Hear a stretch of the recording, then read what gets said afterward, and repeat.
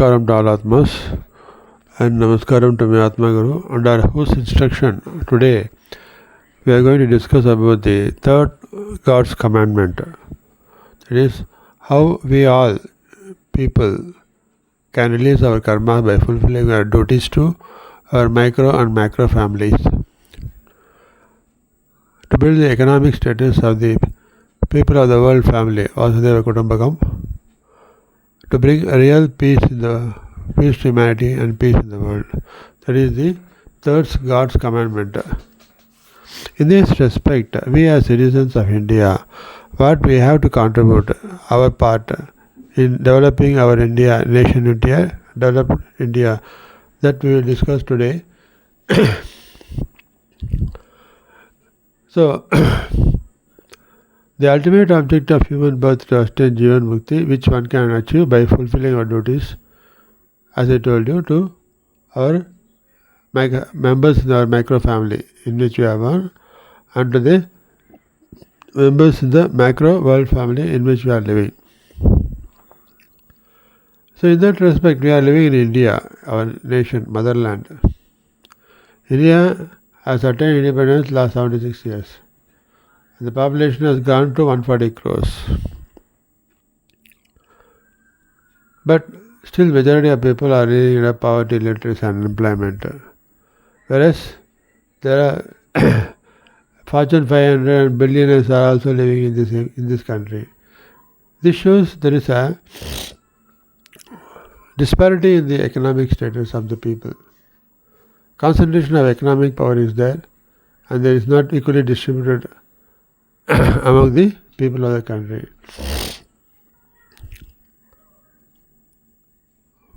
Where the things have gone wrong, though we are taking so much steps to improve the status. If you observe a developed nation in our Asia, one of the most important nation of Japan. Japan faced the atomic bomb explosion in the World War II by America that destroyed the Nagasaki, Hiroshima, and the entire people died, and the country itself went into devastation. However, the people in the government, they focus fully on three aspects, that is education, health and employment, and these three they focus all, and they build the nation into a developed country in less than 40 years of the Nagasaki, Hiroshima bombing. If that is possible for them, we can take it as an example for achieving the same status by a country also. But for this, the government alone cannot fulfill. As Japan did, government and people all together have contributed for this. As we discussed yesterday in Islam, it's one of the mandatory duty that every person should contribute their wealth, a part of their wealth, for the economic upliftment of the poor in the society. So in that respect, and this forms part of releasing our karmas also. So one by fulfilling their duties to the micro family, one cannot release the full karmas. That is revealed by God by showing two wives. So everyone has to fulfill their family duties in which they are born and the society. Then only there will be Vishwa Shanti. So under we people individually have to fulfill our social responsibility. And corporates, where the congregation of individuals are there, they have to fulfill their social responsibility. And government, which is representative of people, they have to fulfill their social responsibilities to shape our nation into a developed nation. So in that respect, what we individuals under individual social responsibility can fulfill is it's a very simple thing. Not that we have to put all our money for the cause of the society, because we have to fulfill our basic micro family duties. That is mandatory. If you don't do the duty, you will be accumulating karmas. So by fulfilling your duties there, you are just releasing your karmas. But in this, a part of your earnings has to be dedicated for the cause of the society's growth also. People say that we are paying income tax, that is going to the government sector. But what you individually contribute for the economic growth of the country, that you have to see.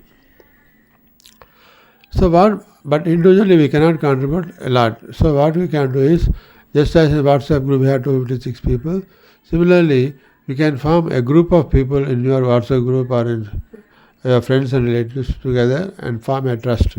And each people contribute a small portion of their earnings and utilize this for providing education, employment and health needs of the needy people of the society.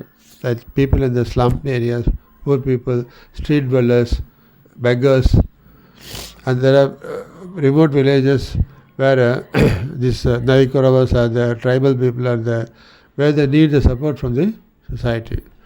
All government cannot do. People from our individuals, we can contribute our part, identify the people, identify the area where we can able to provide them. In education, that is for higher education, we can support them. For job-oriented education, we can support them. And similarly, health issues, we can conduct medical camps for the people and see the health issues are fulfilled. Hygiene of the slums and other things can be taken care of.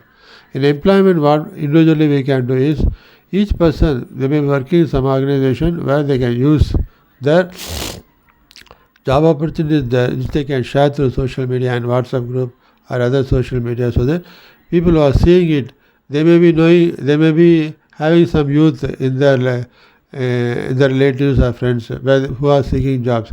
So they can inform them, so that by just sharing the job opportunities in your organization or friends organization, in the WhatsApp group or Facebook or some social media platform, some people who see this, they can share to the needy youth, by which you can create an employment opportunity for many youth. Because most of the private sector go through known circle only. So by this way, because there are many youth who come from villages, they don't know anybody in cities. They wander seeking jobs, and if they don't get jobs, they become antisocial elements, like involved in stage starting. Not that they want to become criminals, but their hunger, poverty, illiteracy, hunger make them to become the criminals. So that we can avoid it by doing this. So individually we can contribute for this education, health and employment awareness. And corporate level, what they can do is, in case of education, the corporates individually, because each corporate also cannot contribute in each area, or among the friends and relatives, whoever are running corporate companies, small businesses, they can join together. That among their friends and relatives who are doing business, all these business people can join together and form a trust and pull a small portion of amount every month. They can contribute for that, and they use it for building some.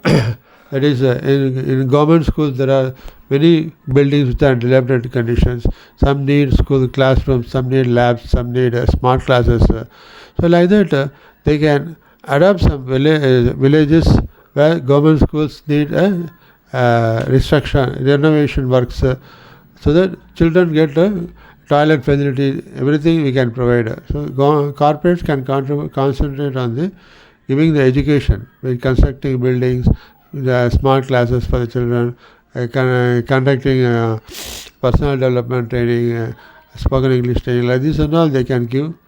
And similarly, they can they can establish job-oriented training centers in each assembly constituency level, cities, district and village level, so that they can provide job-oriented self-employment education for the youth there.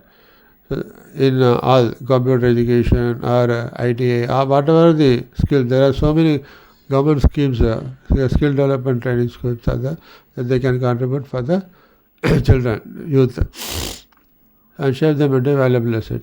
Similarly, those youth who are interested in sports, games and dance, music, they can give training them and get organized corporate sponsorship and conduct tournaments, contests, so that these people will their talents come to limelight through media, social media and newspaper, so they get an opportunity for their livelihood through those means. So, and in case of health, these corporates can construct small clinics in each villages where they can take the support of medical people, to provide free medical support for the people in the small remote villages, slums and other things.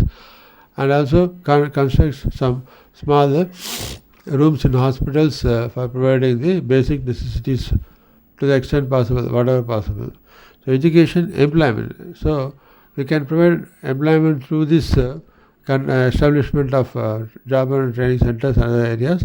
And also you share among your corporates can share among themselves, among their friends and relatives, through their employees, the job opportunities available in the organization, so that many youth they can come to know and get an opportunity for jobs. This is the corporate social responsibility one can do. And in government social responsibility, we have many charter points, and now we are going to take only one charter point now today, and that is the water integration movement. That is, we have been talking about linking of rivers since independence, but that how we can do that in a simple and easy manner at the lowest cost. That is the vision. So All India river water linking, how we can do is, we have perennial rivers in the north like Ganga, Brahmaputra, Krishna, Godavari, and south we have only Kaveri, which is not a perennial river. So what we can do is, from perennial most of the water is going to sea. So we can divert the sea, water going to the sea, by putting a big pipeline.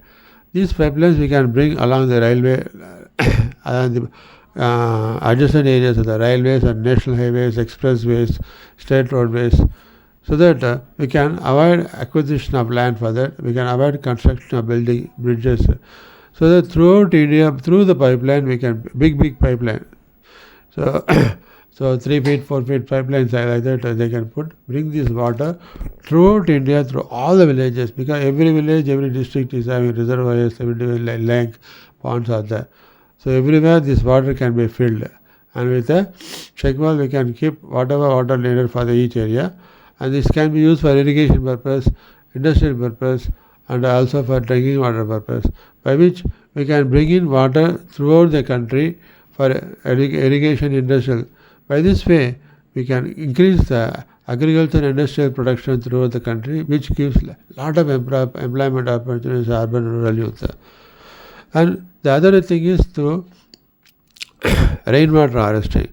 So each 1 kilometer area in government lands, we have to dig big ponds, so that water in that area, nearby areas, can be stored there. So this will increase the water level in each area, and the groundwater level, and also it will avoid flooding of waters, because each area 1 kilometer level we can able to store the water, so the flooding of water can be avoided, and the storing can increase the groundwater level, that improves the total water level in the area. So people will not be suffering from water scarcity in the event of scarcity of rain in any particular night. So like that, these rainwater water can able to, by integration of water, we can bring in green revolution that increase the economic status of the individuals, economic status of the country, that can contribute for the to make our country into a developed nation. There are very many chapters that are involved in government social responsibility, which we people have to highlight to the government by extending our appeal, and we have to join together and make an appeal. That is the objective. So we all contribute individually and also in a congregation by making appeal to the government, fulfill their responsibility to shape the country into a developed nation. So the other charters we'll see later. So let us all join together and do this, fulfill our social responsibility to build our nation into a developed India, and at the same time by fulfilling this duty, we release our karmas and move in the path of moksha. Thank you.